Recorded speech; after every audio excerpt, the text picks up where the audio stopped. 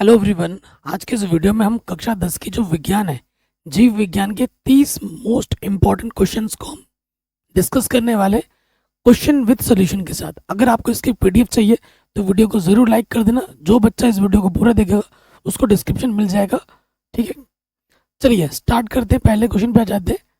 तो ये सारे क्वेश्चन आप देख सकते हैं जो बोर्ड एग्जाम में बार बार पूछे गए, वो है क्वेश्चन विद सोल्यूशन है। ठीक है, आप देख सकते हैं कितनी बार पूछा जा रहा है कि क्वेश्चन को। तो चलिए पहले क्वेश्चन पे आ जाते हैं। पहला क्वेश्चन हमसे क्या बोल रहा है, मनुष्यों में ऑक्सीजन तथा कार्बन डाइऑक्साइड का परिवहन कैसे होता है। हम ऑक्सीजन क्या करते हैं, लेते हैं, कार्बन डाइऑक्साइड छोड़ते हैं, ये कैसे होता है ये आपको बताना है। देखो, हमारे रुधिर, रुधिर मतलब खून, हमारे खून में उपस्थित वर्णक हीमोग्लोबिन, कौन हीमोग्लोबिन होता है। हीमोग्लोबिन वायु में उपस्थित ऑक्सीजन से बंध जाता है तथा उसे हृदय तक ले जाता है, जहां से वह सभी कोशिकाओं को पहुंचा दी जाती है। हमारे खून में क्या होता है, हीमोग्लोबिन, और उसमें ऑक्सीजन मिल जाता है और उसके थ्रू, उसके रूप में पूरे शरीर में खून के रूप में ऑक्सीजन को पहुंचाई जाती है। मनुष्य में कार्बन डाइऑक्साइड का परिवहन, कार्बन डाइऑक्साइड गैस जल में घुलनशील होने के कारण रुधिर में घुल जाती है तथा श्वसन द्वारा शरीर से बाहर निकाल दी जाती है। ठीक है, जब आप सांस छोड़ते हो तो क्या बाहर निकलता है, कार्बन डाइऑक्साइड बाहर निकलती है। अगला है क्वेश्चन, मनुष्य में पाचन तंत्र का नामांकित चित्र बनाइए। ये क्वेश्चन जो है वो हर साल आता है। ये चित्र बनाने की प्रैक्टिस आप अच्छे से कर लीजिए। आपको क्या करना है, पाचन तंत्र का नामांकित चित्र बनाना है। ये आपका जीभ दिखाना है, यहाँ पर मुंह दिखाना है, ये ग्रसनी है, ये निगल द्वार है जहाँ से निकलते हैं, यहाँ पर हमारी लार ग्रंथियाँ पाई जाती हैं। ये हमारा क्या है, ये हमारा लीवर है। ठीक है, ये हमारा पैनक्रियास अग्नाशय है। उसके बाद ये हमारी छोटी आंत है। ठीक है, ये वाला देख रहे हैं, ये हमारी बड़ी आंत है। यहाँ से मल निकलता है, ये हमारा गूदा द्वार है। ठीक है, यहाँ से मलाशय निकलता है, ये हमारा अग्नाशय है, ये हमारा पित्ताशय है। तो ये पूरा चित्र आपको बनाना होगा। ये चित्र बनाने के लिए हर साल आपके बोर्ड एग्जाम में आता है। बायोलॉजी में चित्र बनाने के लिए बोर्ड एग्जाम में प्रश्न जरूर आते हैं, तो इनकी आप अच्छे से प्रैक्टिस कर लेना। अगला क्वेश्चन है, भोजन के पाचन में लार की क्या भूमिका है। हमारे मुंह में लार है ना, पानी पानी सा होता है, ये जो लार है इसकी क्या भूमिका है। ठीक, तो देखो, मानव के मुख में 3 जोड़ी लार ग्रंथियां होती हैं। कितनी जोड़ी लार ग्रंथियां होती हैं, 3 जोड़ी लार ग्रंथियां होती हैं। इनमें उत्पन्न होने वाला रस लार कहलाता है। जो रस उत्पन्न होता है मुंह के अंदर वो क्या होता है, क्या कहलाता है, लार कहलाता है। जैसे अभी हमारे मुंह में पानी पानी से, ये लार है। लार क्या करता है, भोजन को निगलने में, ठीक है, सहायता करता है, भोजन की लुगदी बनाने में सहायता करता है। और भोजन को पाचन जो होता है ना, खाना जब आप मुंह में डालते हो, चबाना स्टार्ट कर दो, वहीं से पाचन क्रिया स्टार्ट हो जाती है। इस रस में पाया जाने वाला एंजाइम टॉयलिन कहलाता है।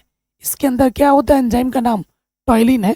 यह एंजाइम भोजन में उपस्थित कार्बोहाइड्रेट को माल्टोज शर्करा में परिवर्तित करता है, जो सरलता से आहार नाल के अन्य भागों में पाचित होता है। ठीक है, ये इसका कार्य है। अगला क्वेश्चन है, वृक्काणु नेफ्रॉन की रचना और क्रियाविधि लिखिए। रचना में ये चित्र बनानी है। ठीक है, ये अपवाही धमनियां है, ये क्या है, अभिवाही धमनिका है, ये हमारा क्या है, ग्लोमेरुलस है, ये हमारा बोमेन संपुट है। ठीक है, ये हमारा पीला भाग अवरोही भुजा है, ये वाला भाग आरोही भुजा है, ये हमारा वासा रेक्ट है। ठीक है, और ये हमारी संग्रह नलिका है। तो ये चित्र आप बनाने की प्रैक्टिस कर लीजिएगा, बार बार एग्जाम में आता है। देखो, वृक्काणु वृक्क की कार्यात्मक इकाई होती है। प्रत्येक वृक्काणु रुधिर छानता है। वृक्काणु का काम क्या होता है, खून को छानना, शुद्ध करना तथा मूत्र का निर्माण करता है। वृक्काणु के निम्नलिखित भाग होते हैं, जैसे एक बोमेन संपुट होता है जो ग्लोमेरुलस के साथ होता है। ये बोमेन संपुट है, किसके साथ होता है, गोमेन, ये ग्लोमेरुलस के साथ होता है। एक लंबी नलिका होती है, देख पा रहे हैं, ये लंबी नलिका क्या कार्य है। देखो, रुधिर रीनल धमनी में बहुत उच्च दाब पर बहता है। जो रीनल धमनी होती है उसमें जो खून होता है वो तेजी से गति करता है, जिसमें ग्लोमेरुलस की पतली दीवारें से रुधिर छनता रहता है। तो ये जो देख रहे हैं ना, ग्लोमेरुलस की दीवार, यहाँ से रुधिर क्या होता है, क्षमता रहता है। रुधिर कोशिकाएं और प्रोटीन कोशिकाओं में ही रहती है। जो खून जो होता है ना, वो कोशिकाएं और प्रोटीन कोशिकाओं में ही रहता है, जबकि जल की अधिकांश मात्रा घुले हुए खनिज बोमेन संपुट द्वारा छान दिए जाते हैं। जो पानी की अधिकतम मात्रा है वो किस में छान दिया जाता है? बोमेन संपुट में। ये पीला पीला भाग देख रहे हो ना आप, इसमें छान दिया जाता है। उसके बाद क्या होता है, इस निस्पंद में वज्र पदार्थ जैसे यूरिया के साथ साथ लाभदायक पदार्थ ग्लूकोज आदि उपस्थित रहते हैं। जो छाना जाता है ना, उसमें क्या होता है, वज्र पदार्थ के साथ साथ कुछ काम के पदार्थ भी होते हैं। ठीक है, इनके अतिरिक्त जल की अतिरिक्त मात्रा जो शरीर के लिए उपयोगी नहीं होती है वह भी होता है। ठीक है, अतिरिक्त मात्रा जो शरीर के लिए नहीं है पानी की ज़रूरत, वो भी उसमें होती है। जब यह निस्यंद नलिका में आता है, ठीक है, जो निस्यंद नलिका है हमारी, उसमें जब जाती है, ठीक है, आप देख सकते हैं इस निस्यंद नलिका में जाती है तो क्या होता है, लाभदायक पदार्थों जैसे कि ग्लूकोज, अमीनो अम्ल, जल का पुनः नलिका में उपस्थित केशिकाओं द्वारा अवशोषण हो जाता है। ठीक है, फिर से क्या कर लिया जाता है, इनका अवशोषण कर लिया जाता है और जो वेस्ट पदार्थ हैं और उन वज्र पदार्थों का भी छनन इन केशिकाओं द्वारा होता है जो शेष रह जाते हैं। अंत में निस्यंद में केवल यूरिया, अन्य वज्र पदार्थ तथा जल ही रह जाता है जिसे मूत्र कहा जाता है। यह संग्राहक में एकत्रित होता रहता है। ठीक है, और जब हम पेशाब करते हैं तो पेशाब के थ्रू ये जो मूत्र होता है वो बाहर निकल जाता है। मूत्र में यूरिया, अन्य वेस्टेज पदार्थ, टॉक्सिक हार्मोन्स, टॉक्सिक चीज़ें रहती है जो बाहर निकल जाती है। ठीक है, तो पानी पियो और खूब मूतो। अगला क्वेश्चन है, पोषण क्या है? पोषण की आवश्यकता क्यों पड़ती है? पोषण के मुख्य प्रकारों का उल्लेख कीजिए। देख रहे हो 2015 से 2024 लगातार हर साल आता है ये प्रश्न, हर साल आता है, पक्का पक्का आएगा ही आएगा। क्या है? पोषण एक जीव के लिए आवश्यक पोषक तत्वों का सेवन, अवशोषण और उपयोग है। देखो हमारा शरीर है, हमें खाने की जरूरत पड़ती है। खाना ऐसा ही नहीं, खाने में हर चीज़ होनी चाहिए। सिर्फ चावल खाओगे तो हमारे शरीर के लिए वो नुकसानदायक है। चावल में क्या होता है, कार्बोहाइड्रेट होते हैं। हमारे खाना पोषणकारी तब बोला जाएगा उसमें जब सीमित मात्रा में, नियमित मात्रा में कार्बोहाइड्रेट्स हो, वसा हो, प्रोटीन हो, ये तीन मेन चीज होते हैं, ये सारा होना चाहिए। आप सिर्फ कार्बोहाइड्रेट्स ले रहे हो तो गलत है, आप सिर्फ प्रोटीन ले रहे हो तो भी गलत है। हर चीज बैलेंस मात्रा में होनी चाहिए। ठीक है, पोषण के माध्यम से शरीर ऊर्जा प्राप्त करता है, ऊतकों का निर्माण करता है और उसकी मरम्मत करता है और बीमारियों से लड़ता है। ठीक है, तो ये होता है पोषण। पोषण में तो खाने में जो चीज़ें हमें चाहिए होता है वो शरीर को चाहिए। उससे क्या करता है, शरीर ऊतक बनाता है, ऊतकों के निर्माण करता है। ठीक है, शरीर की मरम्मत करता है, हर चीज बीमारियों से बचाता है। पोषण की आवश्यकता शरीर के सभी कार्यों को सुचारू रूप से चलाने के लिए होती है। पोषण तत्व शरीर को ऊर्जा प्रदान करते हैं, ऊतकों का निर्माण और मरम्मत करते हैं, रोगों से लड़ते हैं और विकास को बढ़ावा देता है। ठीक है, सही खाना नहीं मिलेगा तो बच्चे की लंबाई नहीं होती है। देखते हो, अगर आपको एक बच्चे की अच्छी लंबाई चाहिए, अच्छी ग्रोथ चाहिए, तो उसके डाइट में प्रोटीन होना बहुत ज़रूरी है, अच्छा अमाउंट में। ठीक है, तो प्रोटीन बहुत ज़रूरी है हर किसी के लिए। पोषण की विधियाँ क्या है? जैसे स्वपोषण है, क्या है, परपोषण है। स्वपोषण क्या होता है? वह जो अपना खाना खुद बनाते हैं उसे हम स्वपोषी कहते हैं, स्वपोषण कहते हैं। वे सभी जीव जो अकार्बनिक पदार्थों की सहायता से अपना भोजन स्वयं निर्मित करते हैं तथा ऊर्जा का संचय करते हैं, ऐसा केवल हरे पौधे अपनी पर्णहरिम कोशिकाओं में करते हैं। तो उन्हें वो चीज़ क्या कहते हैं? स्वपोषण कहती है। वो चीज़ जो अपना खाना खुद बनाते हैं, ठीक है, वो कहलाते हैं स्वपोषण में। परपोषण क्या होता है? वे सभी जीव जो अपने भोजन का निर्माण नहीं कर सकते अपितु अन्य स्रोतों से तैयार भोजन ग्रहण करते हैं, परपोषी या विषमपोषी कहलाते हैं। आप कहोगे सर हम तो अपना खाना खुद बनाते हैं किचन में जाके, हम तो स्वपोषी हैं। नहीं, आप निर्भर हो सब्जी पर। ठीक है, सब्जी पर, चावल पर, धनिया पुदीना है ना, नींबू, इन सब चीज़ों पर निर्भर हो आप। जब आप किसी चीज़ पर निर्भर कर रहे हो तो नहीं होगा। ये निर्भर है ये अकार्बनिक पदार्थों पर निर्भर है। हम निर्भर किस पर है? कार्बनिक पदार्थों पर। तो अगर सूरज की जरूरत पड़ रही है या पानी की जरूरत पड़ रही है वो तो सही है, लेकिन हमें क्या पड़ रही है जरूरत? चावल की, है ना, दाल की, मीट की, मछली की, इनके बिना हमारा चलता नहीं है, दाल की। तो ये हम किसी पर निर्भर हो गए हैं, तो वो क्या हुआ? विषम पोषी हुआ।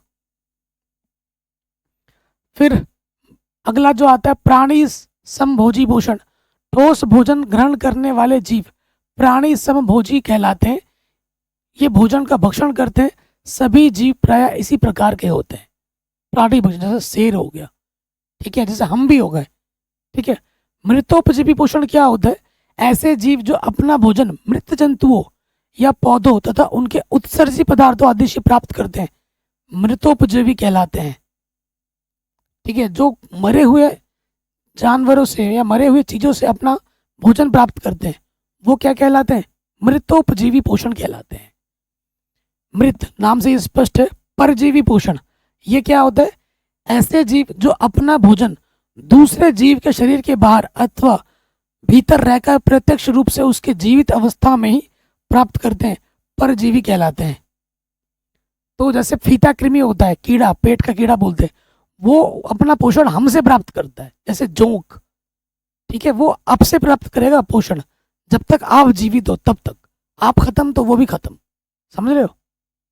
तो ये होता है। अगला क्वेश्चन आता है आपका, प्रकाश संश्लेषण की क्रिया विधि का संक्षेप में वर्णन कीजिए। देख लो, लगातार पूछा जा रहा है। तो क्या होता है? फोटोसिंथेसिस कहते हैं अंग्रेजी में। पादप के हरे भागों में, पादप के हरे भागों में क्या होता है? तने में, पत्ते में क्या होता है? पर्णहरिम होता है। पर्णहरिम जिसे हम कहते हैं क्लोरोफिल और सहायक वर्णकों द्वारा अवशोषित प्रकाश की ऊर्जा का उपयोग जल के प्रकाशिक अपघटन में होता है, जिससे ऑक्सीजन और हाइड्रोजन और इलेक्ट्रॉन मुक्त होते हैं। इस अभिक्रिया में मुक्त हुए इलेक्ट्रॉन पादप में पाए जाने वाले प्रकाश की ग्राहियों के माध्यम से एटीपी और NADPH2 द्वारा ऊर्जा को संग्रहित करते हैं। ये एग्जाम में आता है, किस रूप में संचित करते हैं? एटीपी और NADPH2 के द्वारा के रूप में संचित करते हैं। ये ऑब्जेक्टिव में आता है, ठीक है। उच्च ऊर्जा युक्त अणुओं का उपयोग मुख्यतः कार्बन डाइऑक्साइड के अपचयन के लिए किया जाता है, जिससे ग्लूकोज रूपी कार्बोहाइड्रेट उत्पन्न होता है। और इसीलिए हरे पादपों में संपन्न होने वाले प्रकाश संश्लेषण की क्रिया ऑक्सीकारक अपचयन या रेडॉक्स अभिक्रिया कहलाती है। क्योंकि दोनों चीजें एक साथ हो रही हैं तो रेडॉक्स बोल रहे हैं, ठीक है। वो कार्बन डाइऑक्साइड लेती है और ऑक्सीजन आपको देती है। तो पेड़ पौधे तो हमारे लिए भगवान के समान है, ठीक है। ये सूर्य से प्रकाशिक क्रियाएं लेती हैं, ठीक है, और एटीपी और NADPH के रूप में संग्रहित करती हैं और कार्बन डाइऑक्साइड लेती हैं और ऑक्सीजन देती हैं, ठीक है। तो हरे पादपों में संपन्न होने वाली प्रकाश संश्लेषण की क्रिया 2 चरणों में संपन्न होती है। कितने चरणों में? 2 चरणों में। एक तो होता है प्रकाशिक अभिक्रिया। अगर प्रकाश नहीं है तो प्रकाश संश्लेषण अभिक्रिया हो ही नहीं सकती। तो इन्हें प्रकाश रासायनिक अभिक्रियाओं के नाम से भी जाना जाता है। इसके अंतर्गत प्रकाश की उपस्थिति में श्वांगीकरण ऊर्जा का निर्माण होता है और यह अभिक्रिया हरित लवक के ग्रेना में संपन्न होता है। कहाँ संपन्न होता है? हरित लवक के ग्रेना में संपन्न होता है, आता है ऑब्जेक्टिव में। अगला आता है अप्रकाशिक अभिक्रिया। तो प्रकाश संश्लेषण के इस दूसरे चरण के अंतर्गत प्रकाश की आवश्यकता नहीं होती है तथा प्रथम चरण में निर्मित श्वांगीकरण ऊर्जा को कार्बन डाइऑक्साइड के अपचयन के लिए उपयोग में लिया जाता है। इसमें प्रकाश की आवश्यकता नहीं होती है। इसमें क्या होता है? श्वांगीकरण ऊर्जा जो पहले चरण से मिली थी कार्बन डाइऑक्साइड के अपचयन के लिए उपयोग में लिया जाता है, ठीक है, जिसके फलस्वरूप शर्करा रूपी कार्बोहाइड्रेट का निर्माण होता है, ठीक है। अगला है वेरी इंपॉर्टेंट क्वेश्चन, उत्सर्जन से क्या तात्पर्य है? मनुष्य के उत्सर्जनी अंगों के नाम लिखिए। मनुष्य के वृक्क की संरचना कार्यविधि को सचित्र बनाकर समझाइए। उत्सर्जनी अंग जहां से हमारे शरीर के चीज बाहर निकलती है, पेशाब के थ्रू, मल के थ्रू, है ना, तो उत्सर्जन क्या होता है? उत्सर्जन वह प्रक्रिया है जिसके द्वारा शरीर के अंदर बनने वाले हानिकारक पदार्थों को बाहर निकाला जाता है। ये हानिकारक पदार्थ उपापचय क्रियाओं के परिणाम स्वरूप बनते हैं। उत्सर्जन के द्वारा शरीर को विषाक्त पदार्थों से मुक्त किया जाता है और शरीर के आंतरिक वातावरण को संतुलित रखा जाता है। तो ये जो हमारे लिए पेशाब हो गया, हमारे लिए जो पॉटी हो गई, ठीक है, या फिर हमारा पसीना आना, ये हमारे शरीर के जितने भी टॉक्सिक होते हैं उनको बाहर निकालते हैं। ठीक है। और किडनी देखते हो, किडनी हमारा बहुत बड़ा दोस्त है। मतलब भगवान ने हमारे लिए जो भी बनाया है, हर एक अंग काम की चीजें हैं। अब आंख बंद करोगे तो दुनिया काली दिखेगी, कान बंद कर दोगे तो सुनाई नहीं देगा। तो दुनिया की हमारे बहुत शरीर का हर एक अंग अनमोल है। किडनी का क्या काम करता है? किडनी हमारे खून को छानता है, हमारे खून में जितने भी टॉक्सिन्स है उसको छान के मूत्र के थ्रू बाहर करता है। सुना है किसी का किडनी फेल हो जाता है तो फिर क्या होता है? जैसे बाबा प्रेमानंद जी के दोनों किडनी खराब हो रखे हैं तो उनको डायलिसिस कराना पड़ता है। डायलिसिस कराना पड़ता है। डायलिसिस को हम हिंदी में अपोहन कहते हैं। इस पर भी क्वेश्चन आ जाता है, अपोहन किसे कहते हैं? अपोहन की क्रियाविधि का वर्णन कीजिए। एग्जाम में आता है प्रश्न और आपके सिलेबस का है। ये सब मैंने पढ़ा रखा है एनसीईआरटी वीडियोस में, ठीक है ना। तो उत्सर्जी अंग कौन कौन से हो गए? मनुष्य के मुख्य उत्सर्जी अंग निम्नलिखित है। जैसे कि पहला हो गया वृक्क, ये देख रहे हो, किडनी कहते हैं अंग्रेजी में। ये एक सेम की आकार की होती है, दो होते हैं इंसान के पास, और जब खराब होता है ना, दोनों खराब हो जाते हैं एक साथ। एक खराब नहीं होता, दोनों खराब हो जाता है, ये देखा गया। लेकिन अगर हमारा एक किडनी हम किसी को दे दें तो हम एक किडनी से भी अपना शरीर का सारा काम कर सकते हैं, ठीक है। तो वृक्क एक जोड़ीदार अंग है जो पेट के पीछे रीढ़ की हड्डियां यहाँ होती हैं, इधर इधर, ठीक है। लोग सोचते हैं इधर किडनी है, यहाँ नहीं होता है, यहाँ होता है, ठीक है। पीठ के पीछे रीढ़ की हड्डी के दोनों ओर स्थित होता है। प्रत्येक वृक्क लगभग 10 सेंटीमीटर लंबा, 6 सेंटीमीटर चौड़ा और 3 सेंटीमीटर मोटा होता है। वृक्क की संरचना कुछ इस प्रकार से होती है, ठीक है। ये आपका वृक्कीय शिरा है, ये आपका वृक्कीय धमनी है। शिरा और धमनी में अंतर है। ये हमारी मूत्र की वाहिनी है। ये हमारा क्या है? ये हमारा पेल्विस है, ठीक है। तो ये हमारा क्या, ये वाला पार्ट हमारा वल्कुट है, ये हमारा मध्यांश है। ये सारा चीज बना के दिखाना पड़ता है आपको, ठीक। तो बाहरी आवरण में क्या होता है? वृक्क का बाहरी आवरण एक पतला चिकना आवरण होता है जिसे कॉटेक्स कहते हैं। ये बाहरी चिकना आवरण होता है, एकदम चिकना होता है। तो ये क्या होता है? इसे कॉटेक्स कहा जाता है, ठीक है। और भीतरी में क्या होता है? अंदर ये सब वृक्क का भीतरी भाग गुहाओं से भरा होता है जिन्हें निफ्रॉन कहते हैं। क्या कहते हैं? निफ्रॉन। निफ्रॉन का अभी चित्र बनाने के लिए एग्जाम में आ जाता है। निफ्रॉन की वृक्क के कार्य के लिए जिम्मेदार होते हैं, ठीक है। मनुष्य के वृक्क की कार्यविधि क्या होता है? तो ये गुच्छी निस्यंदन है, पुनरावशोषण है, श्रावण है, ठीक है। इनके बारे में पूरा सब कुछ पढ़ा रखा है एनसीईआरटी वीडियोस में। अगर आपने नहीं देखे मेरे videos, one shot videos, please देख लीजिएगा, आपको मजा आ जाएगा। एक एक घंटे की, 1.5 घंटे की वीडियो, 1-1.5 घंटे में पूरा चैप्टर आप सीख जाओगे। तो गुच्छी निस्यंदन में क्या होता है? रक्त वृक्क में प्रवेश करने के बाद गुच्छी निस्यंदन की प्रक्रिया से गुजरता है, ठीक है। इस प्रक्रिया में रक्त के कुछ घटक जैसे कि जल, ग्लूकोज, अमीनो अम्ल आदि रक्त से अलग होकर गुच्छी निस्यंदन बनाता है। फिर क्या होता है? पुनरावशोषण। गुच्छी निस्यंदन में से कुछ घटक जैसे कि जल, ग्लूकोज, अमीनो अम्ल आदि को फिर से रक्त में वापस सोख लिया जाता है और इस प्रक्रिया को पुनरावशोषण कहते हैं। फिर से शोषण हो रहा है उनका, जो जल है, ग्लूकोज है, अमीनो अम्ल का, उसका फिर से क्या होता है? शोषण। इसीलिए इसको क्या कहा जाता है? पुनरावशोषण।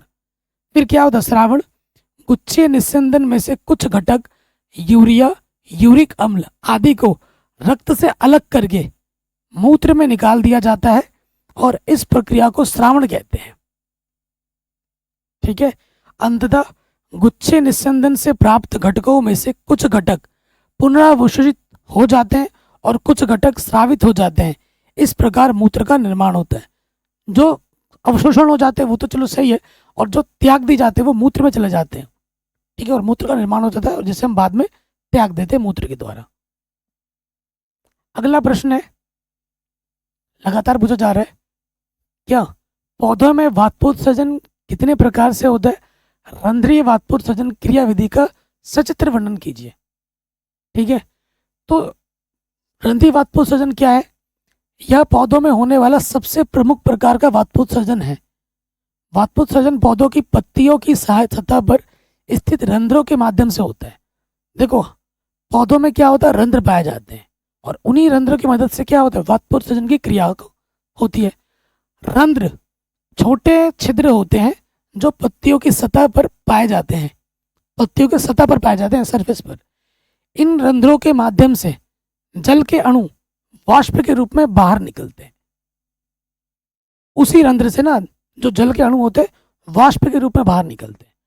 ठीक है, वाष्प आप समझते हैं ना, जब हम खाना पकाते हैं, चावल पकाते हैं, तो पानी भाप के रूप में बाहर निकलता है। अगर उसके ऊपर हाथ रख दो, आपका हाथ भीग जाएगा।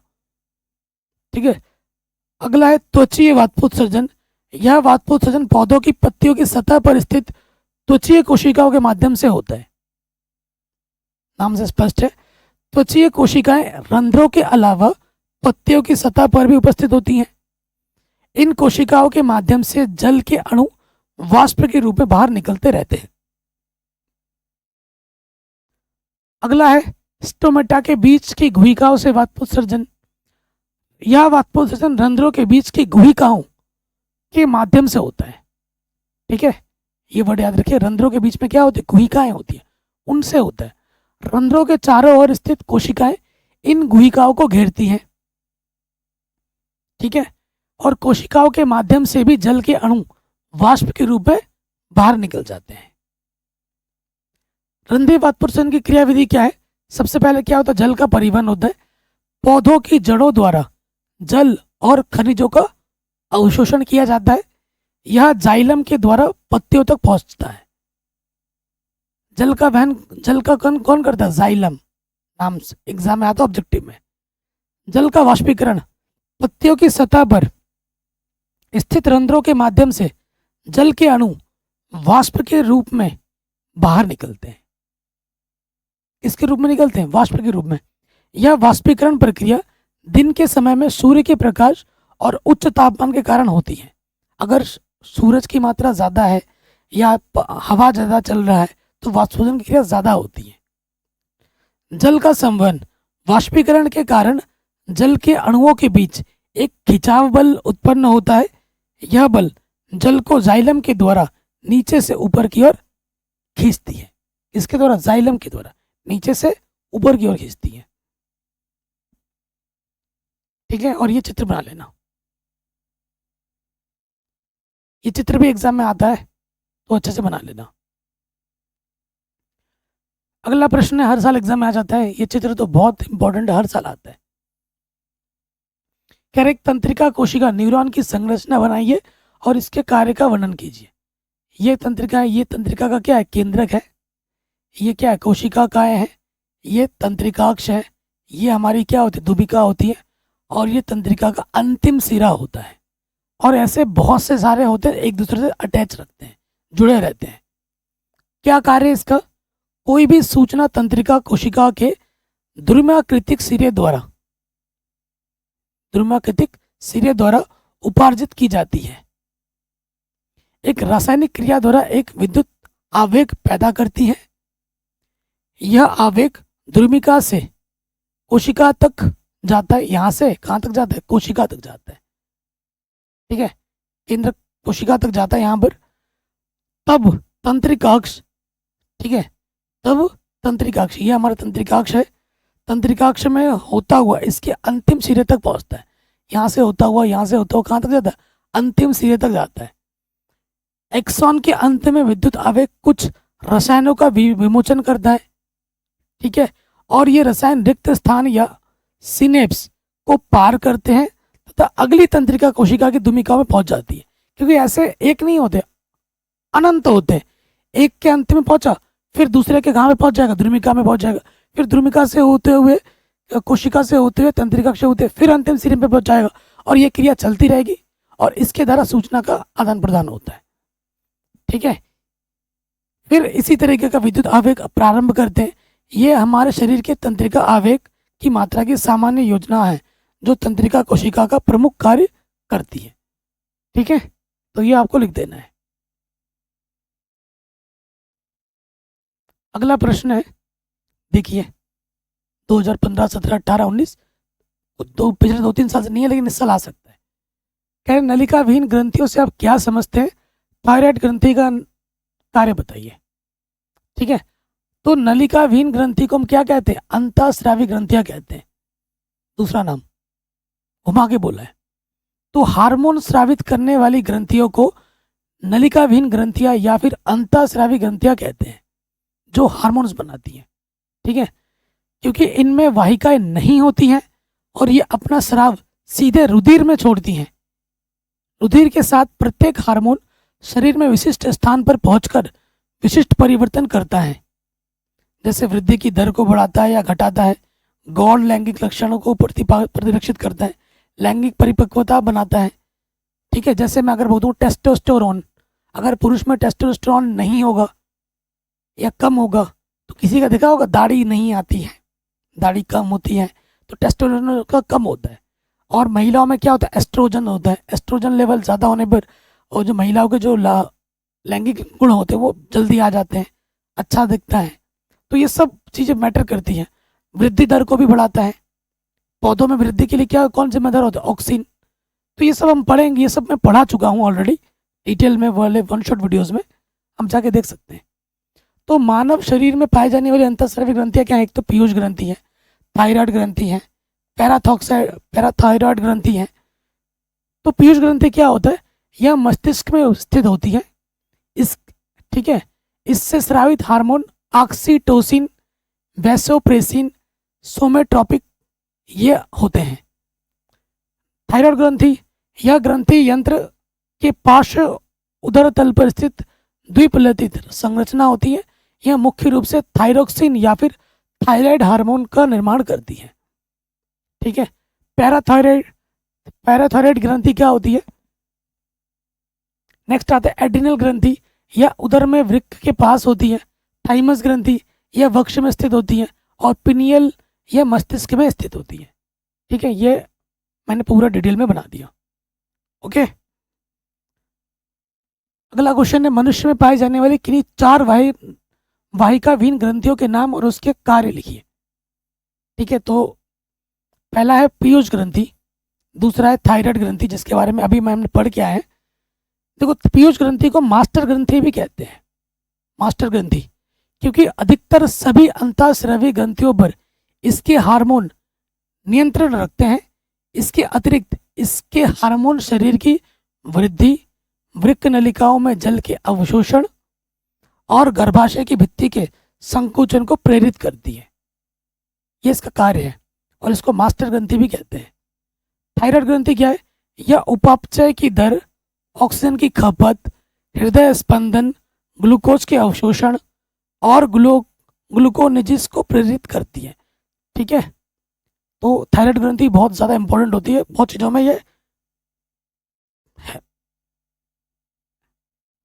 अपना असर छोड़ती है ना। अधिवृक्क ग्रंथि क्या है? इसके हार्मोन्स भोजन के अवयवों के उपापचय, जल और लवणों के शरीर में वितरण, लिंग विकास, रुधिर दाब और संकट के समय प्रतिक्रियाओं को नियंत्रित करता है। कौन? अधिवृक्क ग्रंथि। तो ये इनके नाम और मैंने कार्य आराम से बता दिए हैं। अगला क्वेश्चन है, एग्जाम में आता है, पिछले साल भी पूछा गया है।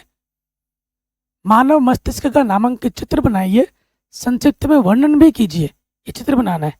ये हमारा प्रमस्तिष्क है, ये हमारा कपाल है, ऊपर का बाहरी आवरण, और ये हमारा क्या है? मध्य मस्तिष्क है।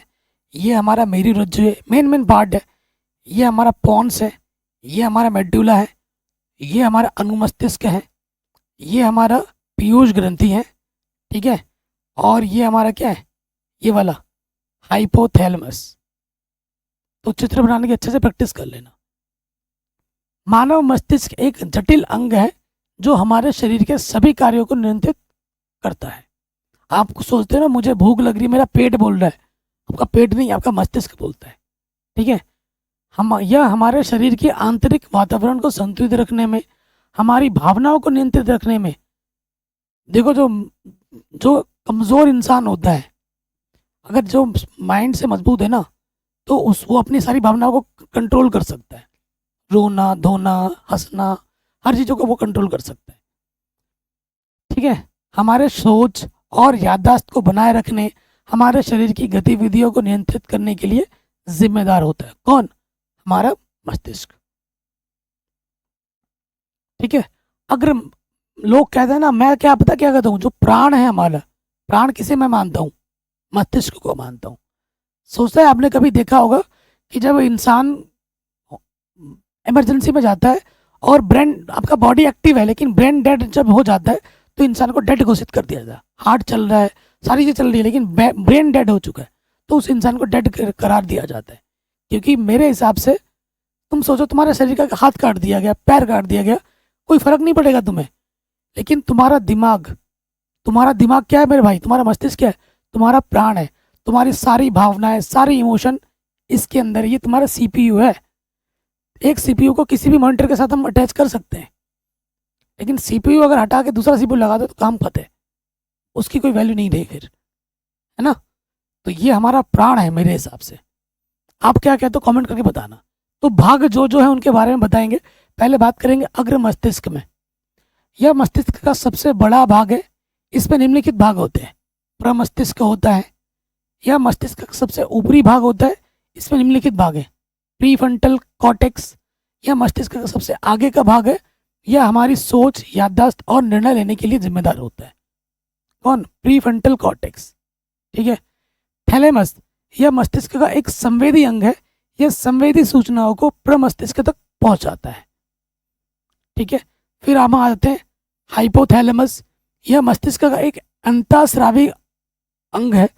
यह शरीर के तापमान, भूख, प्यास और नींद को नियंत्रित करता है। कौन? हाइपोथैलेमस। मध्य मस्तिष्क, यह मस्तिष्क का मध्य भाग है। यह हमारी दृष्टि, सुनने, संतुलन के लिए जिम्मेदार होता है। ठीक है। आपने देखा होगा, जो लोग थोड़ा दिमाग से थोड़ा ऐसे हिले हुए होते हैं, जिनको कई लोग थोड़ा पागल भी बोल देते हैं, एक्चुअली वो पागल नहीं होते, उनका ये कमजोर है मध्य मस्तिष्क, इसलिए शरीर बैलेंस नहीं कर पाते, वो गिर जाते हैं। ठीक है। मैंने अपने गांव में देखा, मेरा दोस्त था एक, जैसे से वो बड़ा हुआ ना, वो इसका ये चीज़ डे बाई डे कमज़ोर होता गया। आज के डेट में वो चल नहीं पा रहा है। जब हम बचपन में, मुझे याद है, हम 12-14 साल के तब थे ना, हम एक साथ क्रिकेट भी खेल रहे थे, तब उसके मुंह से, बीमार उसका इलाज चल रहा था, तब उसके मुंह से ना जो लार है वो ऑटोमेटिकली निकलता धीरे धीरे। आजकल 24 घंटे निकलता है। और जब मुंह का लार बार बार इतना निकलेगा तो वो इंसान धीरे धीरे पतला हो जाएगा। आज वो एकदम सूख गया है। ठीक है। पता नहीं डॉक्टर उसका इलाज कर नहीं पा रहा है, आई डोंट नो क्या है। पश्च मस्तिष्क पे आ जाते हैं। यह मस्तिष्क का सबसे निचला भाग होता है। सच, इसमें निम्नलिखित भाग होते हैं। एक तो सेरेबेलम होता है। यह मस्तिष्क का एक तंत्रिका अंग है। यह हमारी गतिविधियों को क्या करता है? नियंत्रित करता है। जितनी भी हमारी गतिविधियां होती हैं सबको नियंत्रित करता है। ठीक है। पोन्स, यह मस्तिष्क का एक तंत्रिका अंग है। यह हमारी श्वसन और हृदय गति को नियंत्रित करता है, हार्ट रेट को कंट्रोल करता है। कौन? पोन्स। फिर आता है आपका मज्जा। यह मस्तिष्क का सबसे अंदरूनी भाग होता है।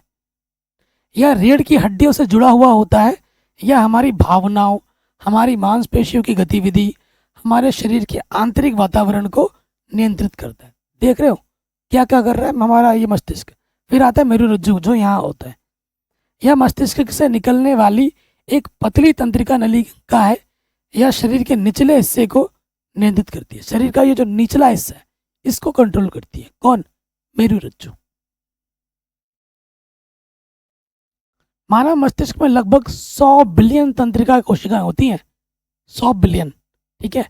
यह तंत्रिका कोशिकाएं एक जटिल नेटवर्क बनाती है जो सूचनाओं को संचारित करती है। यह सूचनाएं मस्तिष्क के विभिन्न भागों के बीच और मस्तिष्क शरीर के विभिन्न हिस्सों के बीच प्रभावित होता है। मानव मस्तिष्क एक अद्भुत अंग है जो एक इंसान बनाता है। यह हमारे जीवन के सभी पहलुओं को नियंत्रित करता है और हमें एक जीवित प्राणी बनाता है। तो ये सब कार्य थे मस्तिष्क चित्र बनाने और इनके बारे में लिखने के लिए एग्जाम में आता है, वेरी इंपॉर्टेंट है। अगला क्वेश्चन है पादप हार्मोन्स पर टिप्पणी लिखिए। हर साल एग्जाम में आता है पादप हार्मोन्स। पादप हार्मोन पादपों में वृद्धि विकास को नियंत्रित करने के लिए कुछ विशिष्ट रासायनिक पदार्थ होते हैं जिन्हें हम पादप हार्मोन कहते हैं। पादप हार्मोन्स वे जटिल कार्बनिक पदार्थ हैं जो पेड़ पौधों में निश्चित स्थानों पर बनते हैं तथा संवहन ऊतकों द्वारा शरीर के विभिन्न भागों में संचारित होकर उनकी वृद्धि को नियंत्रित करते हैं। उनको वृद्धि को बढ़ाता है, घटाता है, ठीक है, रोकता है। पादप हार्मोन मुख्यतः विभज्योतक कोशिकाओं और नई उगती पत्तियों फलों में स्रावित होते हैं। कहाँ होता है ये? विभज्योतक कोशिकाओं में होता है। जो नया उगता हुआ पत्ती होता है या उगता हुआ फल होता है वहां पे होता है, ठीक है। पादप हार्मोन्स की कुछ मुख्य विशेषताएं हैं। ये जड़, तना और कलिका के शीर्ष तक में बनते हैं, मतलब टॉप पे बनते हैं तथा फ्लोएम में से होकर अन्य अंगों में पहुंचते हैं। फ्लोएम से होता हुआ अन्य जगह पर ये पहुंच जाता है और सभी भागों में विस्तृत होकर वृद्धि का क्या करते हैं? नियंत्रण करते हैं। इन्हें पौधों से निष्कासित किया जा सकता है। ये पादप वृद्धि तथा वृद्धारोधन को नियंत्रित करते हैं। सामान्य से कम या अधिक मात्रा में होने पर इनका उल्टा प्रभाव पड़ता है। अगर ज़्यादा हो जाए या कम हो जाए तो दिक्कत करेगा। बैलेंस मात्रा में होना बहुत ज़रूरी है। यह कार्बनिक प्रकृति के होते हैं। ये अति अल्प मात्रा में ही प्रभावशाली होते हैं। इनकी छोटी सी मात्रा भी चीज़ों को प्रभावित करने के लिए बहुत है। आगे बढ़ते हैं। पादप हार्मोन्स का वर्गीकरण, ये दो वर्गों में हम बांट सकते हैं इसको। वृद्धि प्रवर्धक जो वृद्धि की दर को बढ़ाते हैं, उदाहरण जिब्रेलिन, साइटोकाइनिन। ये ऐसे पादप हार्मोन है जो वृद्धि को बढ़ाता है, ठीक है, वृद्धि प्रवर्धक।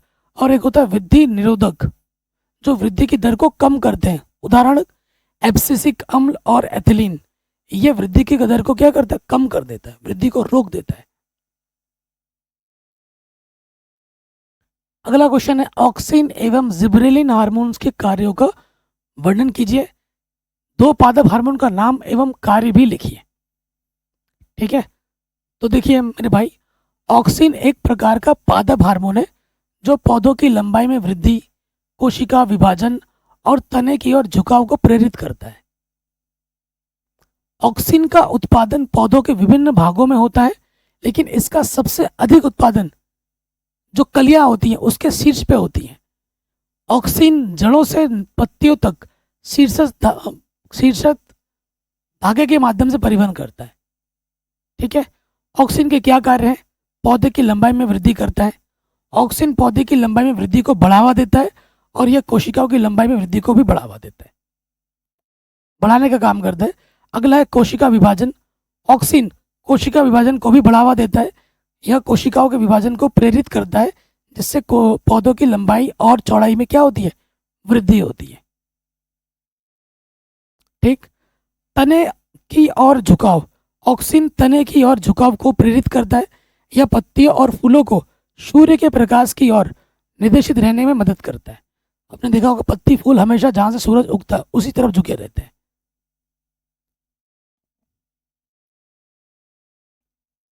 जिब्रेलिन का क्या कार्य है?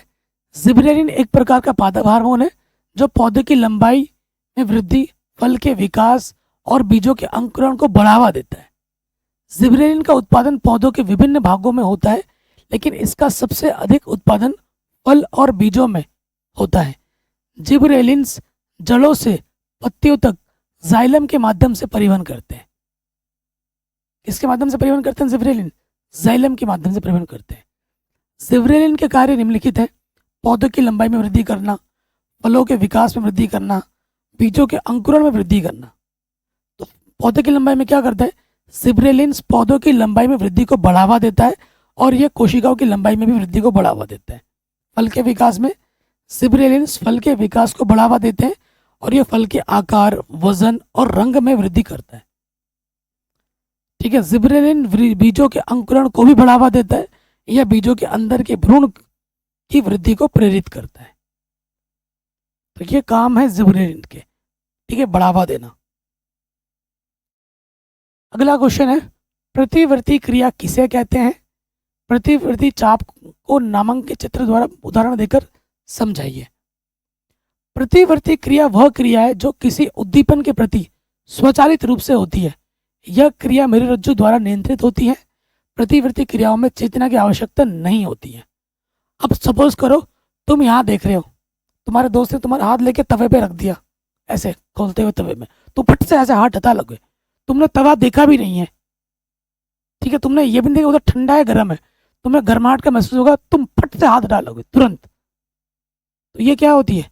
प्रतिवर्ती क्रिया होती है।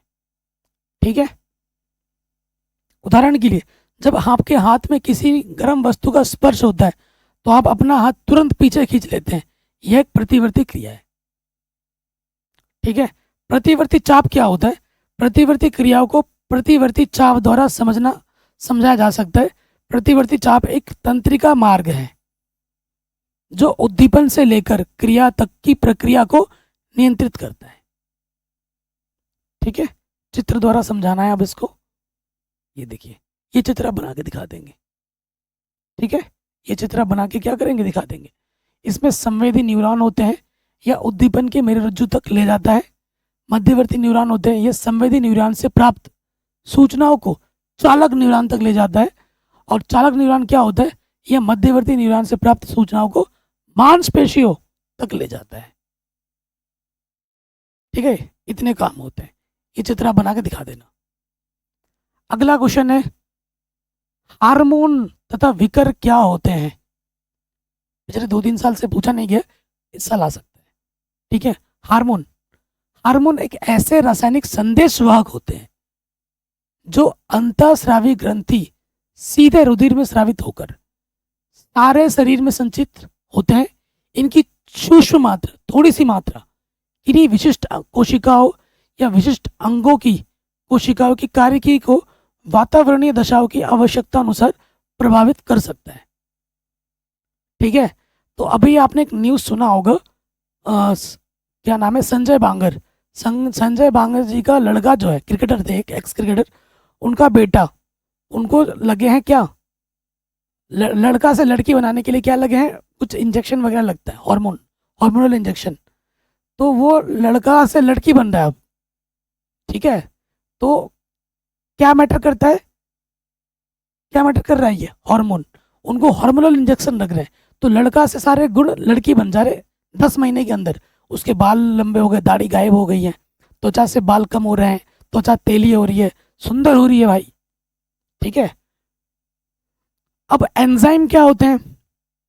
पाचन क्रिया से संबंधित रासायनिक क्रियाओं में कुछ सूक्ष्म मात्रा में पाए जाने वाले पदार्थ विशेष महत्व के होते हैं जो इन क्रियाओं को उत्तेजित करते हैं तथा चलाते हैं। इन पदार्थों को विकर या फिर एंजाइम कहते हैं। ठीक है, अगला क्वेश्चन है, गैसीय अवस्था में पाया जाने वाला हार्मोन कौन सा है? इसके मुख्य कार्य लिखिए। ठीक है, तो गैसीय अवस्था में पाया जाने वाला हार्मोन पादप हार्मोन एथिलीन है। इसे फलों को पकाने में यूज किया जाता है। तो एथिलीन के क्या कार्य? एथिलीन फलों को पकाने में महत्वपूर्ण भूमिका होती है। इसके प्रभाव से समावयवी वृद्धि होती है, जिससे आयतन में वृद्धि होती है। इस प्रकार यह तने की लंबाई में वृद्धि को कम कर किंतु मोटाई में अधिक करती है। तनों की जो लंबाई होती है उसको कम करता है, लेकिन मोटाई को बढ़ाता है। इसके प्रभाव से मादा पुष्पों की संख्या में वृद्धि होती है। इसके प्रभाव से पार्श्व कलिकाओं की वृद्धि अवरुद्ध हो जाती है। यह कलमों, कटिंग से जड़ की उत्पत्ति, पार्श्व मूलों का निर्माण, मूल रोमों का निर्माण आदि को प्रेरित करता है। नेक्स्ट क्वेश्चन क्या बोल रहे हैं हमसे? कह रहे हैं बीज रहित पौधों में जनन क्रिया किस विधि द्वारा होती है? उदाहरण भी दीजिए। जिनमें बीज नहीं होता है उनमें कैसे होता है? तो बीज रहित पौधों में जनन क्रिया कायिक जनन विधि द्वारा होती है। इसके अंतर्गत पौधों के किसी कायिक अंग जैसे जड़, तना, पत्ती, कलिकाओं द्वारा अन्य पौधा तैयार किया जाता है। आपने देखा होगा जिसमें बीज ही नहीं होता, जैसे गन्ने का, उसमें बीज होता है क्या? नहीं होता है। उसको, गन्ने को हम काटते हैं, कायिक तना है ना, उस तने को हम लगा देते हैं और फिर उससे नया बनता है। ठीक है, तो इस तरीके से किया जाता है उसका निर्माण। पौधे में कायिक जनन की 2 प्रमुख विधियां, एक तो कलम लगाना, एक दाब लगाना। कलम लगाने में क्या होता है? जैसे इस विधि में तने के कलिका युक्त छोटे छोटे टुकड़े काट लिए जाते हैं। ठीक है, जैसे तने का छोटा टुकड़ा काट लिया जाता है। ठीक है, इस टुकड़े को हम क्या करते हैं, यहाँ से काट के इधर इसमें लगा देते हैं और बांध देते हैं, और फिर उससे एक नया पौधा तैयार होता है। इस विधि में तने के कलिका युक्त छोटे छोटे टुकड़े काट लिए जाते हैं। इन टुकड़ों को कलम कहते हैं। इसके निचले सिरे को उचित स्थान पर भूमि में दबा देते हैं। भूमि पर दबा के भी कर सकते हो, पेड़ से पेड़ में भी बना सकते हैं। ठीक है, जिनसे कुछ दिनों बाद जड़ें निकल आती हैं और उपस्थित कलिकाएं वृद्धि करके नया पौधा बना लेती हैं। गुलाब, कैक्टस, अनानास, गुड़हल, ये सब कैसे बनाए जाते हैं? कलम विधि के द्वारा ही लगाए जाते हैं, बनाए जाते हैं। दूसरा होता है दाब लगाना। आपके पास क्या एक पौधा है, ये एक पौधा है। इस पौधे का क्या एक टहनी है, उस टहनी को हमने क्या किया, मिट्टी के अंदर दबा दिया। इस वाले पार्ट को हमने मिट्टी के अंदर दबा दिया। अब दबा हुआ पार्ट क्या होगा, जड़ छोड़ देगा मिट्टी के अंदर, और फिर कुछ दिन बाद हम यहाँ से काट देंगे, और ये अलग से जो है ना जड़ सहित इसको उखाड़ कर हम दूसरी जगह लगा देंगे, तो नया पौधा तैयार हो जाएगा। ठीक है, तो इसे कहते हैं दाब लगाना। अगला क्वेश्चन है, जीवों के जनन की विखंडन एवं खंड विधि को उदाहरण सहित स्पष्ट कीजिए। तो विखंडन विधि क्या होती है? इस विधि में परिपक्व जीव विभाजित होकर दो या अधिक कोशिकाओं में विभक्त हो जाते हैं। इसमें सर्वप्रथम केंद्रक विभाजित होता है तथा बाद में कोशिका द्रव्य विभाजित होता है। ठीक है, तो एक तो होता है इसमें द्विखंडन, यह कुछ प्रोटोजोन्स जैसे कि अमीबिया, पैरामीशियम आदि में देखा जाता है। द्विखंडन, इसमें क्या होता है, कोशिकाएं विभाजन द्वारा सामान्यतः दो बराबर भागों में विभक्त हो जाती है, इसीलिए इसको क्या कहा जाता है, द्विविखंडन कहा जाता है। एक होता है बहुखंडन, कुछ एक कोशिकीय जंतुओं में जैसे कोशिका द्रव्य विभाजित होकर सूक्ष्म विखंडन बना लेते हैं, और अनुकूल परिस्थितियों में कोशिका आवरण फटने पर विखंडन मुक्त होकर स्वतंत्र जीवों के रूप में अलग अलग हो जाते हैं। उदाहरण प्लाज्मोडियम है। अगला आता है खंडन विधि। इस विधि में बहुकोशिकीय जीव पूर्ण वृद्धि करके दो या दो से अधिक खंडों में टूट जाते हैं, और इसके पश्चात प्रत्येक खंड वृद्धि करके पूर्ण जीव बना लेते हैं। उदाहरण के तौर पर राइजोपस में होता है, यूथ्रोरिक्स में होता है, हाइड्रा में होता है ये विधि। ठीक है, अगला क्वेश्चन है, पुनरुद्भवन का क्या तात्पर्य? उदाहरण देकर समझाइए। हर साल आता है पुनरुद्भवन, मतलब पुनः उत्पत्ति हो जाती है।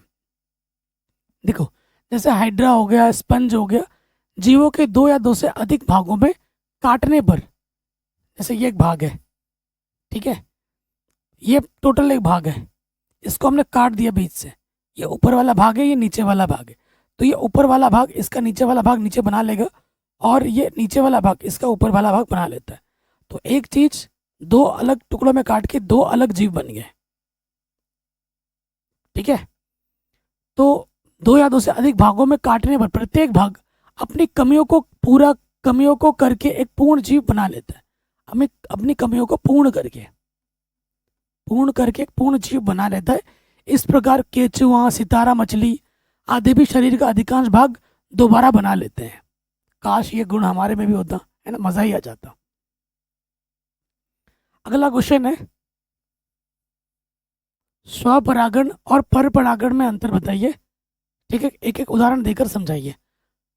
हर साल एग्जाम में आता है, हर साल आता है। तो स्वपरागण क्या होता है? पुष्प द्विलिंगी होते हैं। जब एक लिंगी होते हैं तो नर व मादा पुष्प एक ही पौधे पर होते हैं, और इसमें क्या होता है, पुष्प द्विलिंगी अथवा एक लिंगी तथा नर व मादा पुष्प अलग अलग पौधों पर हो सकते हैं, अलग अलग पौधों पर ही होते हैं।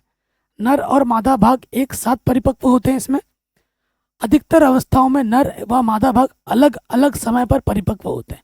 परपरागण में इसमें क्या होता है, पुंकेसर और स्त्रीकेसर पुष्प में इस प्रकार स्थित होता है कि पर परागण आसानी से वर्तिकाग्र पर गिर जाता है, और इसमें क्या होता है, नर और मादा भाग प्राय इस प्रकार व्यवस्थित होते हैं कि परागण उसी पुष्प के वर्तिकाग्र पर पहुंच सके। यह अंतर होता है। पुष्प प्राय सुगंध रहित होता है, सुगंध नहीं होता है, आकर्षक नहीं होता है, छोटे होते हैं और मकरंद रहित होते हैं। और इसमें क्या होता है, पुष्प, ठीक है, गंधयुक्त होता है, आकर्षक होता है, बड़े होते हैं, छोटे समूह में तथा मकर कंद युक्त होते हैं।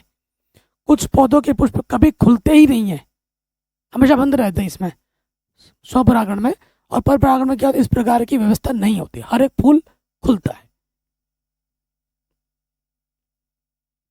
कह रहे जनन स्वास्थ्य पर एक टिप्पणी लिखी है। तो लैंगिक परिपक्वता का अर्थ है कि शरीर या मस्तिष्क जनन क्रिया या गर्भधारण के योग्य नहीं हो गया है, लेकिन इसका मतलब यह नहीं है कि असमय और असुरक्षित यौन क्रियाओं का स्वास्थ्य पर बुरा प्रभाव नहीं पड़ता है। यौन संचारित रोग से बचाव और सुरक्षित यौन क्रियाएं बहुत महत्वपूर्ण होती हैं। गर्भधारण की योग्यता पर नियंत्रण रखने के लिए विभिन्न विधियों का उपयोग किया जाता है, जैसे कि यांत्रिक अवरोध, हार्मोन संतुलन, आईयूडी, शल्य चिकित्सा, ये सारी चीज़ें हैं। इन उपायों का विवेचना सावधानी पूर्वक करना चाहिए ताकि स्वास्थ्य पर कोई अवांछित प्रभाव ना हो। इसके साथ ही मानव जनसंख्या की वृद्धि को समझकर जनसंख्या नियंत्रण में सहारा देना भी अत्यंत आवश्यक है। जैसे हम आज हमारा देश वर्ल्ड में, पूरे दुनिया में नंबर 1 पे आ चुका है जनसंख्या के दृष्टिकोण से। पहले चीन था, चीन ने कंट्रोल कर लिया, अब हम आ गए। चीन के पास तो क्षेत्रफल भी ज़्यादा है। अब सोचो तुम्हारे घर में एक रूम है और रहने वाले 2 हो तो चलो ठीक है, एक ही रूम में रहने वाले 5 हो जाए फिर क्या होगा भाई? 2 रूम होता फिर भी ठीक होता, 3 रूम होता ठीक होता। चीन के पास रहने के लिए हर चीज़ के लिए ज़्यादा जगह है, फिर भी उसने अपनी जनसंख्या कंट्रोल कर ली है, और हमारी जगह कम है, हमारी जनसंख्या बढ़े जा रही है, तो नुकसान ही होगा ना। ये क्वेश्चन हर साल एग्जाम में आ जाता है। कह रहे पुष्प की अनुदैर्घ्य काट का स्वच्छ नामंकित चित्र बनाते हुए पुष्पांगों का वर्णन कीजिए, हर साल एग्जाम में आता है। तो ये क्या है? ये हमारा परागकोश है, ठीक है, जिसे हम पुंकेसर कहते हैं। ये दल है, ये बाह्य दल है, ये अंड कोशिका है, ठीक है, ये हमारा अंडाशय है, ये हमारा वर्तिका है, ये हमारा वर्तिकाग्र है, ठीक है। तो पुंकेसर क्या होता है? पुंकेसर पुष्प का नर भाग होता है, यह परागकणों का निर्माण करता है, और पुंकेसर में निम्नलिखित भाग होते हैं। पुंकेसर तंतु होता है, परागकोश होता है, और परागकण होता है। पुंकेसर क्या करता है? यह पुंकेसर का आधार पर होता है, पुंकेसर तंतु। परागकोश क्या होता है? यह पुंकेसर का ऊपरी भाग होता है, टॉप वाला। परागकण क्या होता है? यह परागकोश में पाए जाने वाले सूक्ष्म कण होते हैं, ठीक है। क्या होते हैं? ये परागण। नेक्स्ट आता है स्त्री केसर, देख रहे हो ये स्त्री केसर, ये वाला पार्ट। स्त्री केसर पुष्प का मादा भाग है, यह बीजांड का निर्माण करता है। इसमें निम्नलिखित भाग होते हैं, एक होता है वर्तिकाग्र, वर्तिका और अंडाशय। यह स्त्री केसर का सबसे ऊपरी भाग होता है, क्या? वर्तिकाग्र, ये सबसे टॉप वाला। यह वर्तिकाग्र से लेकर अंडाशय तक फैली हुई होती है, वर्तिका, ठीक है। कहाँ से कहाँ तक? वर्तिकाग्र से अंडाशय तक फैली हुई होती है। ये अंडाशय, ये स्त्री केसर का सबसे निचला भाग होता है, ठीक है। इसमें बीजांड होते हैं, इसमें क्या होता है? बीजांड होता है। फिर आपका आता है पुष्पाशन। पुष्पाशन पुष्प का आधार होता है, ठीक है। यह पुष्प को तने से जोड़ता है, पुष्प को क्या करता है? तने से जोड़ता है।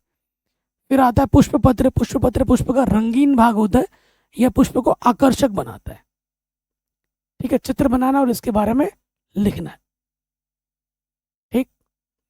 अगला क्वेश्चन है प्रजनन क्या है? नामांकन चित्र की सहायता से नर तथा मादा जनन तंत्र का वर्णन कीजिए।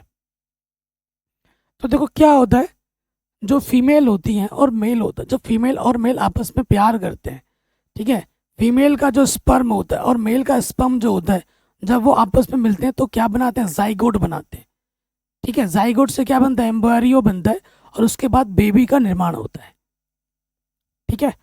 तो ये सारा चीज पढ़ा रखा है मैंने बायोलॉजी चैप्टर में डिटेल में। देखो, प्रजनन द्वारा कोई जीव अपने ही सदृश किसी दूसरे जीव को जन्म देकर अपनी जाति की वृद्धि करता है। हम मनुष्य जब मनुष्य के साथ प्यार करते हैं, ठीक है ना, उसके बाद हम अपने ही जाति के एक बच्चे का निर्माण करते हैं और हमारी प्रजाति को हम आगे बढ़ाते हैं, जो कि ज़रूरी है। लेकिन क्या हम, चलो छोड़ो, रहने दो। जन्म देने की इस क्रिया को प्रजनन कहते हैं। प्रजनन जीवितों की विशेषता है। जीव की उत्पत्ति किसी पूर्ववर्ती जीवित जीव से ही होती है, ठीक है, हम किसी मृत जीव से हम ये चीज़ नहीं कर सकते। ओके, आगे बढ़ते हैं। आप ये जानते हैं ये क्या मादा जनन तंत्र है, एग्जाम में आता है, और ये नर जनन तंत्र एग्जाम में चित्र बनाने के लिए आता है। नर जनन तंत्र, मादा जनन तंत्र का चित्र, नामांकित चित्र सहित व्याख्या कीजिए। पढ़ा रखा है आनुवंशिकता चैप्टर में पूरा डिटेल में। ठीक है, अब आ जाओ वातपोत्सर्जन से आप क्या समझते हैं, इसका क्या महत्व है। पिछले साल नहीं आया था, इस साल पक्का आएगा 100%। वातपोत्सर्जन वह प्रक्रिया है जिसमें पौधे अपने शरीर से जल के अणुओं को वाष्प के रूप में छोड़ते हैं। यह प्रक्रिया पौधों के शरीर के लिए आवश्यक होती है। वातपोत्सर्जन के द्वारा पौधे अपने शरीर को ठंडा रखते हैं। वातपोत्सर्जन क्रिया के द्वारा ही पौधे अपने शरीर को क्या करते हैं, ठंडा रखते हैं, जल को खींचते हैं और गैसों का आदान प्रदान करते हैं। किसके द्वारा, वातपोत्सर्जन क्रिया के द्वारा। महत्व क्या है, तापमान को नियंत्रण रखने में वातपोत्सर्जन के द्वारा पौधे अपने शरीर को ठंडा रखते हैं। गर्म मौसम में पौधे वातपोत्सर्जन क्रिया करते हैं जिससे उनके शरीर का तापमान कम हो जाता है। जल खींचने में सहायक होता है। वातपोत्सर्जन के द्वारा पौधों की जड़ों में एक खिंचाव बल उत्पन्न होता है। यह बल पौधों को जल को ऊपर खींचने में मदद करता है। गैसों के आदान प्रदान में वातपोत्सर्जन के द्वारा पौधे कार्बन डाइऑक्साइड को बाहर निकालते हैं और ऑक्सीजन लेते हैं। मेंडल के आनुवंशिकता नियमों की व्याख्या कीजिए। हर साल आएगा ही आएगा 5 नंबर में, हर साल आएगा। तो इसके कितने नियम है, 3 नियम है। पहला नियम क्या है, मेंडल का स्वतंत्र अपवहन नियम। जब 2 जोड़ी लक्षणों को लेकर संकरण किया जाता है तब एकल लक्षण का दूसरे लक्षण पर किसी प्रकार का प्रभाव नहीं होता तथा प्रत्येक लक्षण स्वतंत्र रूप से अपव्यूहन करता है। इसे मेंडल का स्वतंत्र अपव्यूहन का नियम कहते हैं। रट लीजिए मेरे भाई, ये क्वेश्चन हर साल आता है आपके एग्जाम में। उसके बाद मेंडल का वंशागति की प्रभाविता का नियम है। जब 2 असमान गुणों वाले जनकों को बीच संकरण कराया जाता है तो प्रथम पीढ़ी में संकरण संतानें उत्पन्न होती हैं। पहली पीढ़ी में प्रभावी लक्षण स्पष्ट हो जाता है और अप्रभावी लक्षण छिपा रहता है।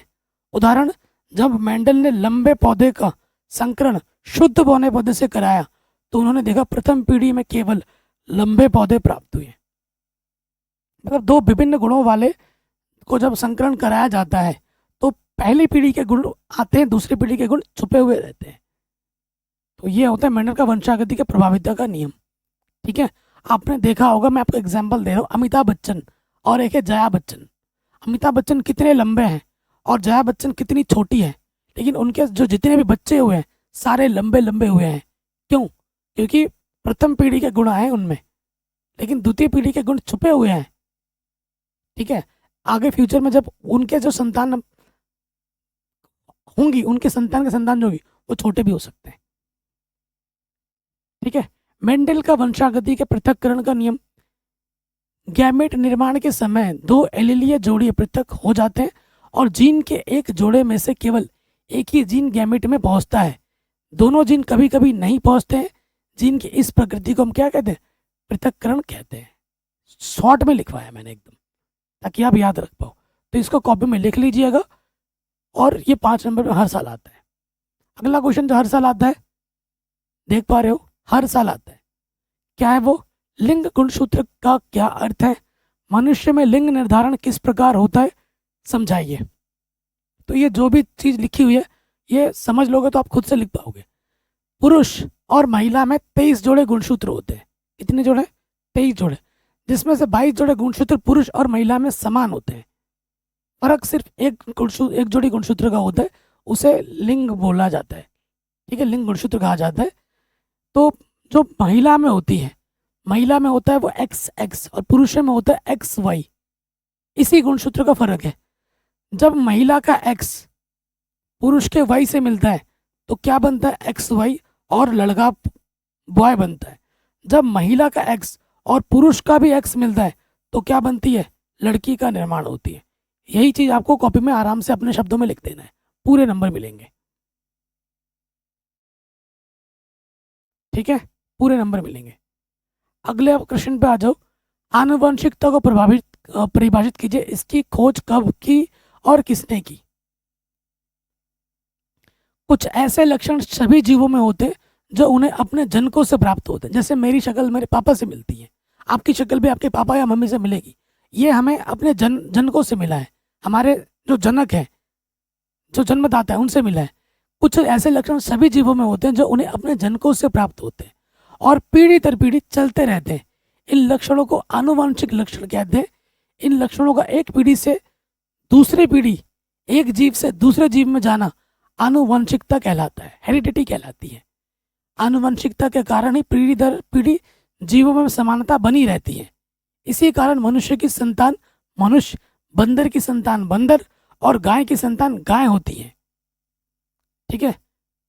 और इसकी खोज किसने की थी? ग्रेगर जॉन मेंडल ने 1866 में की थी। किसने की थी? ग्रेगर जॉन मेंडल ने। अगला क्वेश्चन है, एक संकर तथा द्विसंकर से आप क्या समझते हैं? उदाहरण देकर समझाइए। पिछले साल भी नहीं याद, उससे पिछले साल भी नहीं याद, इस साल 100% आएगा ये क्वेश्चन, 100%। एक संकर क्या है? विपरीत लक्षण वाले नर तथा मादा के मध्य जब केवल एक जोड़ा विपरीत लक्षणों के अध्ययन के लिए संकर कराया जाता है तो इन विपरीत लक्षणों के संकरण को एक संकर संकरण कहते हैं। तो यहाँ केवल एक जोड़ा ले रहे तो इसलिए एक संकर कहा जा रहा है। ठीक है। उदाहरण के तौर पर लाल फूल वाले तथा सफेद फूल वाले पौधे के मध्य संकरण। ठीक है। द्विसंकर क्या होता है? जब विपरीत लक्षणों वाले नर तथा मादा के मध्य दो जोड़ा विपरीत लक्षणों के अध्ययन के लिए संकरण कराया जाता है तो इसे द्विसंकरण कहते हैं। जैसे पीले गोल और हरे झुर्रीदार, दो अलग अलग टाइप के बीच वाले पौधों के मध्य संकरण कराया जाता है। यहाँ पर दो हैं और यहाँ क्या था? लाल एक सफेद एक, और यहाँ दो पीले गोल हरे झुर्रीदार दो। ठीक है। तो ये होता है द्विसंकरण। मनुष्य में लिंग संलग्न गुण से आप क्या समझते हैं? तो ये मैंने आपको बता दिया, वो लिंग जो अभी थोड़ी देर पहले बताया था उस पर आधारित प्रश्न है। अगला क्वेश्चन है very very very very important. Mendel के स्वतंत्र अपव्यय के नियम को द्विसंकरीय संकरण द्वारा स्पष्ट कीजिए। ठीक है। उस नियम को उसके आधार पर समझाना है। तो स्वतंत्र अपव्यय के नियम के अनुसार जीवों के विभिन्न जोड़ों के गुण एक दूसरे को प्रभावित किए बिना ही युग्मकों तथा संतानों में जाते हैं। इसे युग्मकों की शुद्धता का नियम भी कहते हैं। जब मेंडल ने मटर के दो जोड़े गुणों की वंशागति के अध्ययन के लिए गोल तथा पीले बीज वाले पौधों का संकरण झुर्रीदार तथा हरे बीज के वाले पौधों के साथ कराया तो पहली पीढ़ी में प्रभाविता के नियम के अनुसार सभी प्रभावी लक्षण प्रकट हुए और सभी पौधे गोल पीले बीज वाले पैदा हुए। लेकिन जब उन्होंने पहली पीढ़ी के बीजों से उत्पन्न पौधों के संकरण कराया तो 4 प्रकार के बीज पौधा बने, गोल तथा पीले। ठीक है। उसके बाद गोल तथा हरे बीज, उसके बाद झुर्रीदार तथा पीले बीज और झुर्रीदार तथा हरे बीज। ये हमें मिले। ये कॉपी में लिखना है आपका। ठीक है। और ये चित्र बना देना प्रॉपर, ये वाला। ठीक है। ये चित्र से आप पूरा समझ पाओगे। उपयुक्त परिणाम यह साबित करता है कि इस प्रयोग में गुणों के 2 नए युग्म गोल तथा हरे बीज और झुर्रीदार तथा पीले बीज बने। यह तभी संभव है जब जोड़े के गुण अर्थात युग्मकों के निर्माण के समय पृथक हो और निषेचन के समय स्वतंत्र रूप से अपव्यय अर्थात मेंडल का द्विसंकर स्वतंत्र अपव्यय के नियम का पूर्णतः स्पष्टीकरण देता है। यह आपको लिख लेना है, वेरी इंपॉर्टेंट है, 5 नंबर में बार बार आता है। तो आज के वीडियो में मैंने 30 मोस्ट इंपॉर्टेंट क्वेश्चन बताए जो मोस्ट रिपीटेड हैं आपके बोर्ड एग्जाम में। पार्ट 1 वीडियो, ऐसे कई सारे पार्ट मैंने ऑलरेडी बना रखे, चैनल पर जाके आप देख सकते हैं। डिस्क्रिप्शन में लिंक भी डाल दूंगा वीडियो लिस्ट की। प्लीज़ वीडियो को शेयर करें अगर आप ऐसी वीडियो और चाहते हैं तो। बाकी चैप्टर वाइज 1 शॉट वीडियो मैंने बना रखे हैं। चैप्टर वाइज मैंने 1 शॉट इंपॉर्टेंट क्वेश्चन की भी वीडियो मैंने बना रखी है। लिंक्स मिल जाएगी डिस्क्रिप्शन पे, जाके देख लीजिएगा। जय हिंद, अपना ख्याल रखें, मिलते हैं नए वीडियो में।